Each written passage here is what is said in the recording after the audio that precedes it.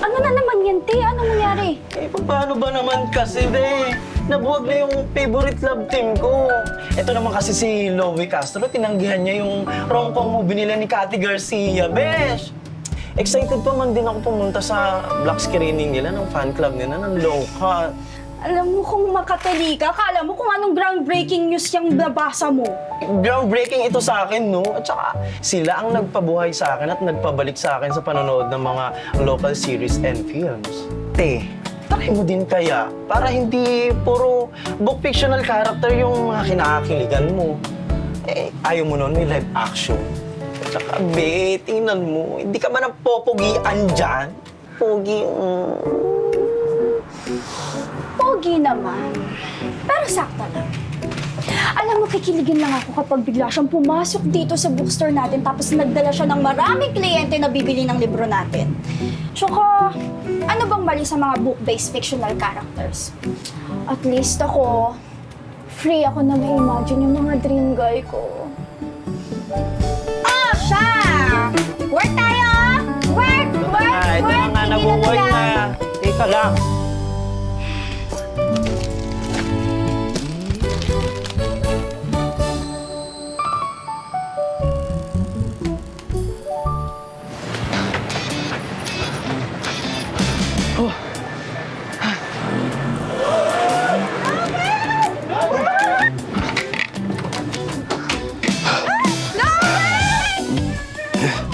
Nasaan na ba si Loie Castro? Promise, nakita ko talaga siya.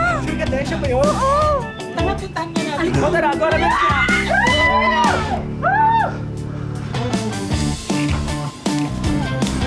Ay, salamat.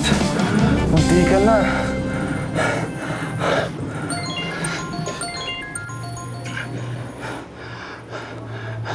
Manay Mitch.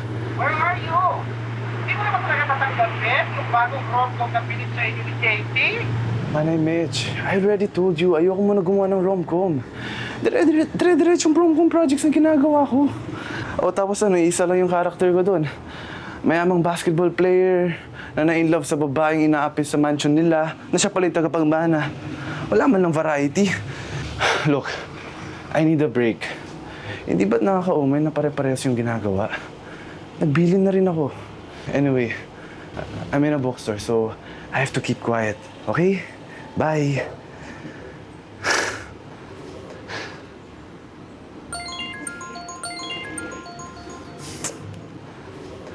What? OMG, Lowen. Why are you so mean? Ano bang problema mo? Eh, sinabi ko na sa'yo, huwag ka tumawag eh. I'm on a break. Ah, you're on a break. Pues, I want to work. Bakit hindi mo tinanggap yung bagong movie offer natin? Alam mo, kung hindi ka seryoso sa showbiz career mo, mabuti pa tumigil ka na lang. Eh, ano bang bago sa movie offer na hindi pa natin nagagawa? Hindi ka ba napapagod sa mga fan service na ginagawa natin? Ako kasi pagod na eh. Madali lang naman lahat to. Kung pagbibigyan natin yung fans natin. At totohanin na natin yung on-screen relationship natin. We both know we're not compatible. Okay? I'm busy. Talk to you soon.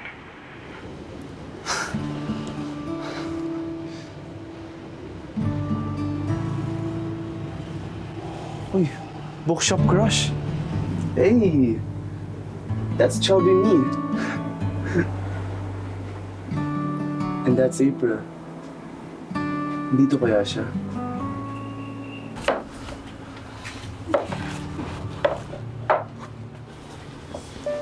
Excuse me, miss.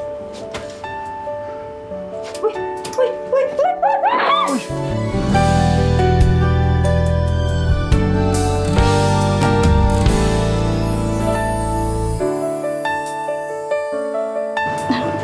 Kuya, pwede mo na akong ibaba. Ay,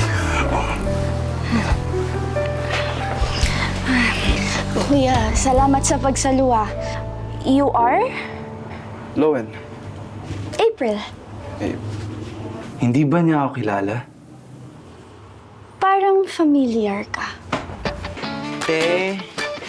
Okay ka...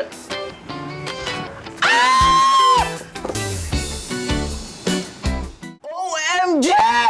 Lowen Castro! Oh my God! Lowen... Kumain ka nga. Ano ka ba, April? Siya yung pinag-uusapan nating Mr. Heartthrob, in the flesh. Maserte yung mga lowin.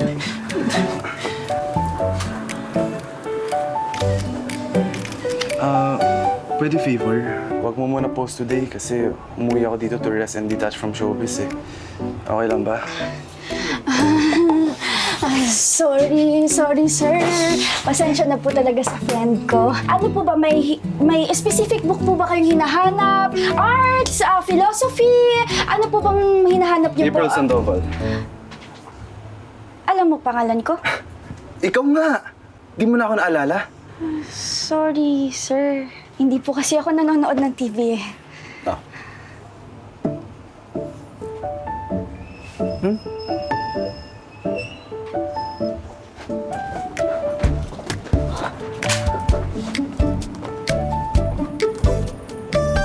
Ikaw to? Si Wenwen to eh. Ako nga yan, si Wenwen. Wendell Lawrence Castro yung full name nun. Ano ka ba, te? Siyempre, screen name niya yung Lowen. Totoo? Huy! Totoo talaga? Yung batang uhugin na laging umiiyak kapag hindi binili yung comic book niya at yung sikat na artista, iisa? Yeah. Grabe! Uy, grabe! Ang laki ng pinagbago mo! Ang tangkad mo tapos ang pugi mo pa! Hindi kagaya ko, tignan mo naman ako. Di nagbago yung height, tapos di nag-upgrade yung looks. Ano ka ba? Maganda ka pa rin. Ha?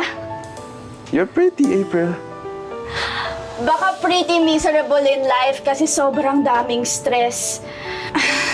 Oo siya, magsasalansan muna ako Ikot-ikot ka lang. Sige. Wait tayo, besh.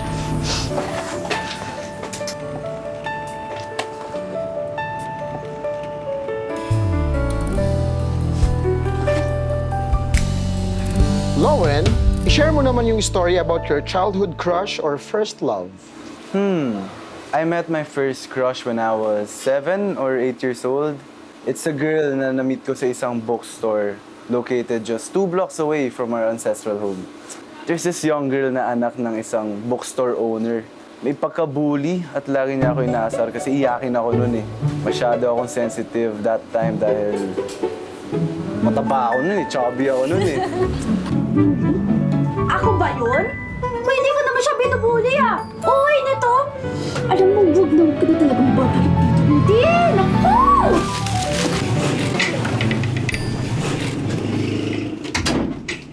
Pasensya na po, 9 a.m. pa lang. Sarado na kami. Good morning, April.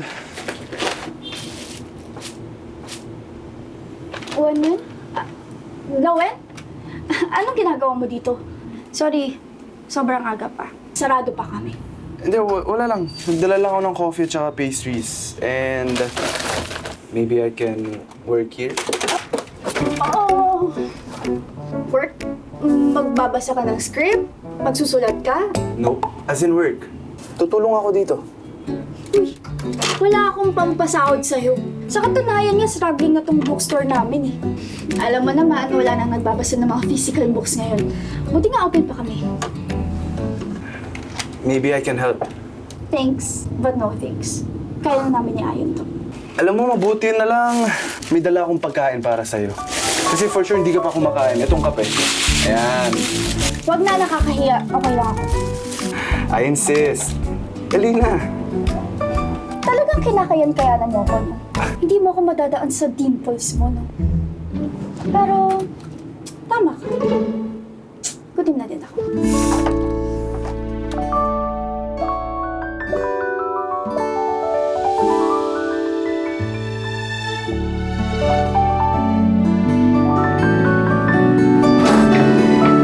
What in a rom-com scene is this? Ang tigas ng ulo eh. Gusto mag-apply bilang staff worker natin. Pero parang ayaw ni Miss April. Napakasungit. Ang init ng ulo eh. So, gusto mo talaga? Ayan. Alam mo, kahit ikaw pa ang pinakasikat na lalaki sa buong Pilipinas, para sa akin, ikaw pa rin si Wenwen Pupugin. Low-key bully ka pa rin eh, no? Pero okay lang. Ikinakit mo yan eh. Bully. So ako...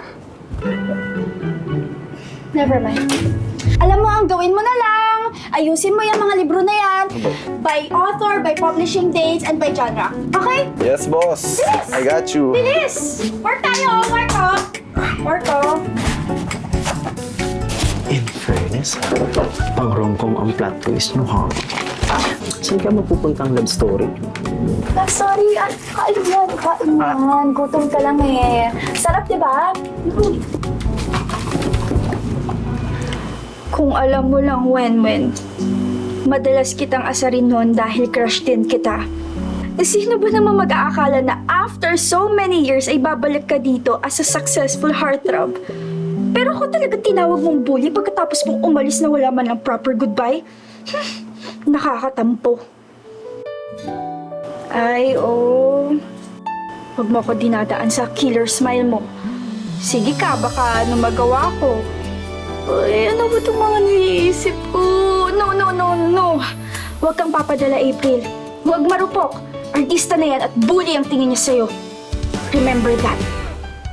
Hoy! Uy! Di ba gusto mo makatulong? Sort out mo yung mga thick science books, tapos palitan mo na din yung ilaw kasi mapupundi na. Tapos palitan mo na din yung doorknob dahil sira na. Marunong ka naman magpalit, diba? Oh! Okay.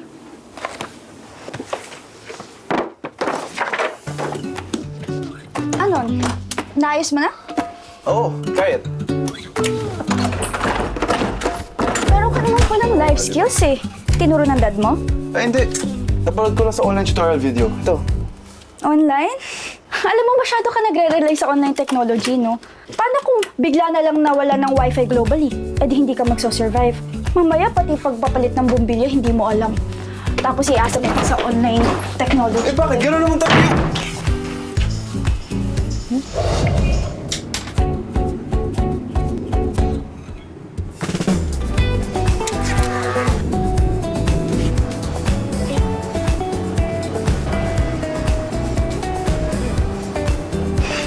Hoy! Bakit ka nakahubad dito? Eh, napakainit sa bookstore niyo eh. Pak, okay nga yun eh. Hindi naman nagsisipag siya, di ba? Nagpapa-impress sa'yo.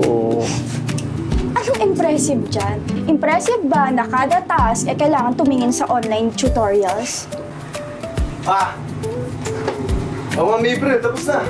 Para ba yan? Na-sort out ko na yung science books alphabetically. Napalitan ko na rin yung doorknob ng banyo at napalitan ko na rin na puting ilaw. Ano pa ba, Ma'am April? Job well done! Mag-t-shirt ka na, baka mamaya makita ka ng mga customers dyan.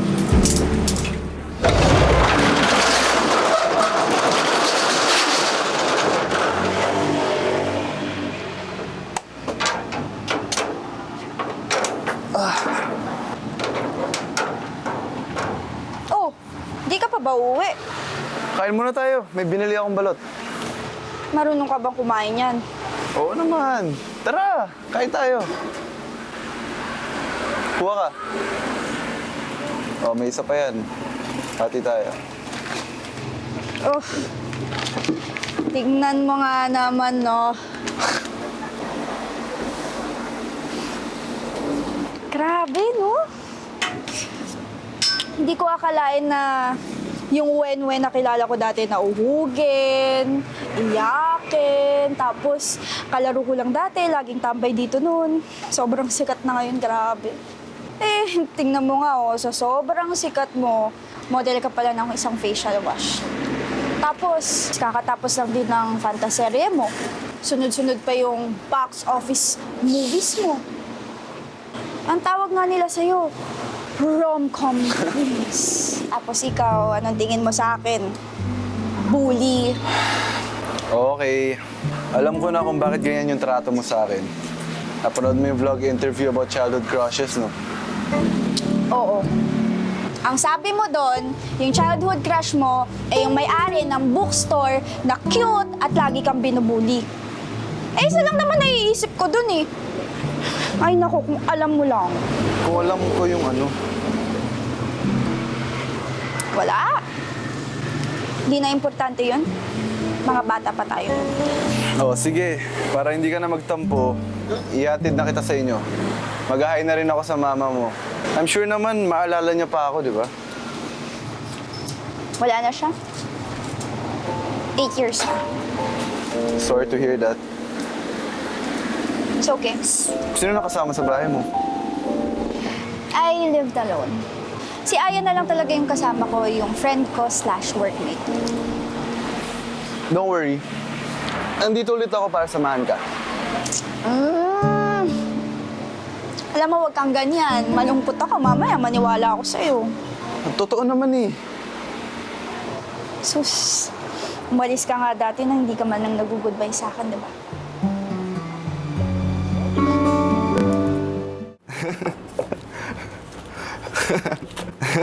Anong tinatawa-tawa mo dyan? Eto. Mga reels to na nagsasummarize ng books, movie series. Alam mo ba, malaki yung epekto ng madalas na panonood ng short-form videos mentally. Bakit hindi mo try magbasa ng libro? For a change, di ba? Hindi na, nakakatamad. See, that's one of the downsides of consuming too much online content.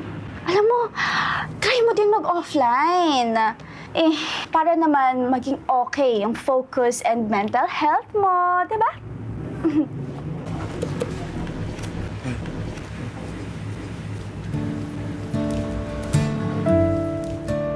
Oh, eto. Try mo basahin. That's practical. Ano nga to?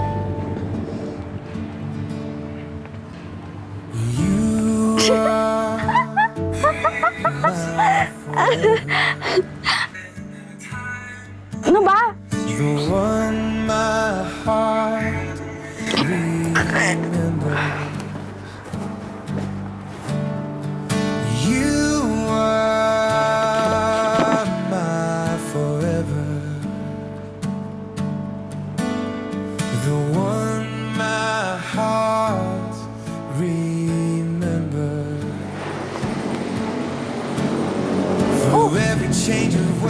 Ano to? No one speaks free selfie? Yes. Marketing idea ni Noel. Yes. Dami, full story. Tsaka isang... Thank you. Pakindot-kindot pa. Ano feel na feel yung pagiging meeting man?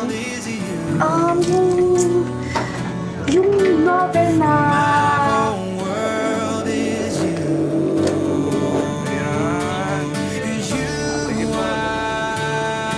Fairness, one man is still the same kid. Mabait, masipag at humble. Kahit na Delowen Castro na siya. Teka, bakit parang natutuwa ako sa kanya ulit? Hoy April, huwag kang marupok. Mr. Heartthrob na yan. At isa kang hamak na bookstore girl lang. Kalmahan mo, Heart. Wen, salamat sa mga paandar mo kanina. Kahit ng mga fans mo, pumunta talaga sila dito. Right? Tanong ko lang, anong pakiramdam ng sikat?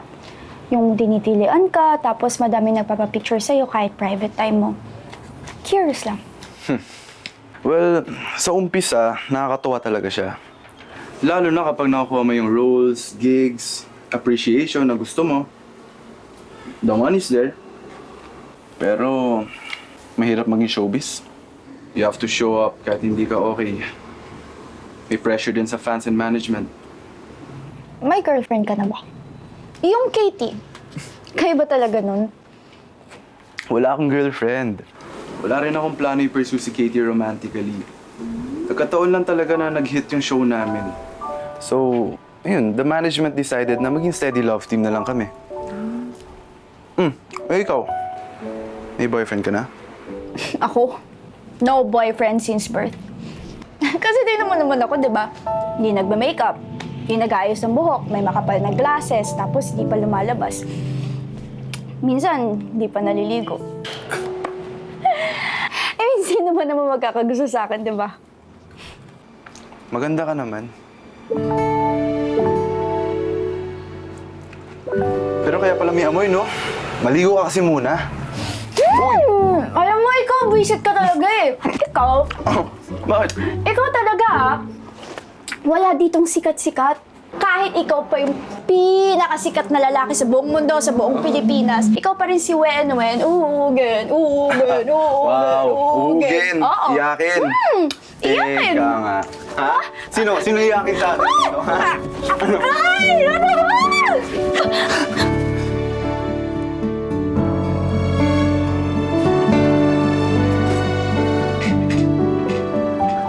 Excuse me? Are you still open? Katie? Lowen. What? Did I startle you? Or you're not happy to see me? Sorry. Na-surprise lang ako. Paano mo nalaman na nandito ako? Or may bibilhin ka ba? Nakita ko lang yung post ng isang fan mo na dumaan dito some days ago and took a selfie with you. By the way, who's this friend of yours? Oh, this is April, my childhood friend. April, this is my colleague, Katie. Colleague? How formal. Let's just say I'm his on-screen and future off-screen girlfriend. Just kidding. Naalala ko lang yung isang interview mo when you were asked about your childhood bully. Siya ba yun? Aww, look at you! Katie, don't disrespect my friend. What? May nasabi ba akong masama? Oh, you know what? We better take a selfie. Para naman naging happy yung mga low-cuts natin. Come on. April, wag kang papa-apekto. Yan. Okay, closer. Artista si Wen-Wen at walang kayo. Yan, hold me naman.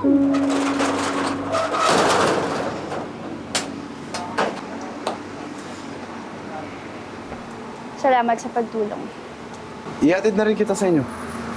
Ay, hindi na. Kaya ko na. Malapit lang naman yung studio apartment ko dyan. Okay na. Hindi na. Ihatid na kita. Para sure ako na safe ka, diba? Ano ba? Bakit? I insist. I insist. Ako nang bahala sa'yo. May para safe ka. Umayag ka na. Wala akong magagawa. Ihatid na kita. Hindi nga.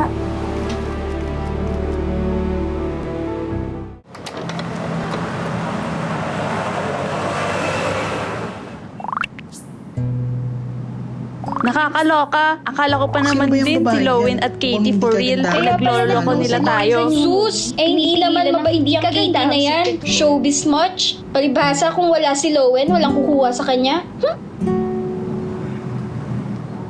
Bakit nandito ka na naman? Nag-dinner ka na? Treat kita. Hindi ko kailangan yan. April, sandali. Ano ba? Lowen, bakit babalik ka ng balik dito? Hindi mo ba nababasa yung mga comments sa akin online? Kinukuyog na ako ng mga fans nyo ni Katie. Umalis ka na lang kasi! Babalik ka na sa showbiz world! Layuan mo na ako! Please, April, let's talk. Let me protect you. Bakit ba ginagawa mo pa to, Lowen? Ano ba? Ano bang meron?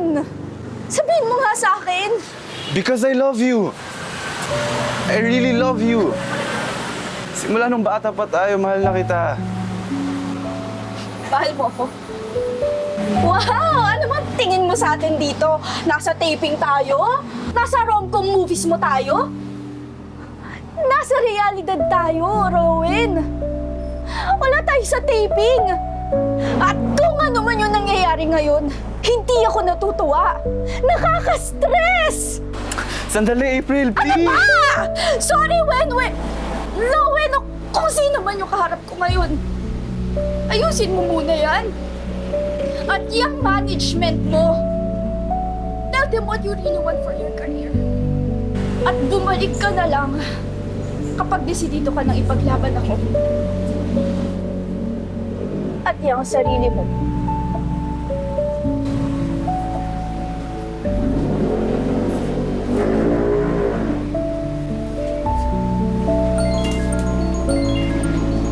Manay Mitch, nakita mo na yung nag-viral na picture? Ikaw ang nag-post using a fake fan account?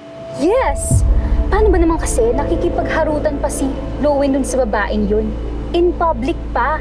So ikaw pala talaga ang pasimuno ng mga paninira sa alaga ko noon pa man?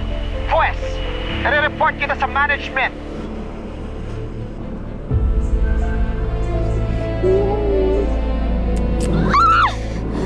Hi, Manay Mitch. I guess you heard the good news. Wala na si Katie sa management. Sa mga reality TV teens na rin ibibigay yung rom-com project at may ibang offer sa'yo. Romance pa din. Pero drama na may action. Willing ka na bang bumalik? I'll consider the offer. But I have one condition.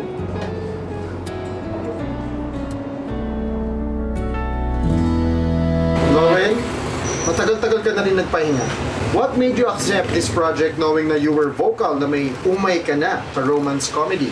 Well, nagpahinga muna ako dahil sunod-sunod na yung naging projects ko na pare-parehas lang naman yung mga naging role ko. And I was with my former on-screen partner.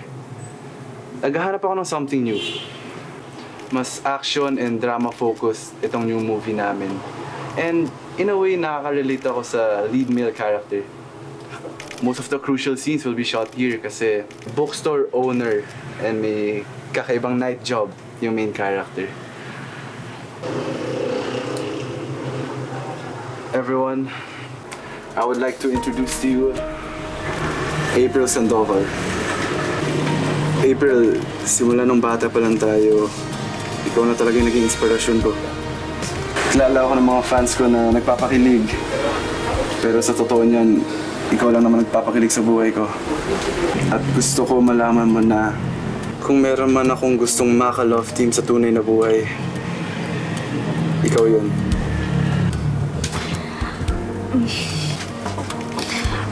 Okay lang ba sa'yo kung isang bookshop keeper lang yung magiging ka-love team mo? Oo naman. Basta wala ka na ibang leading man kundi ako.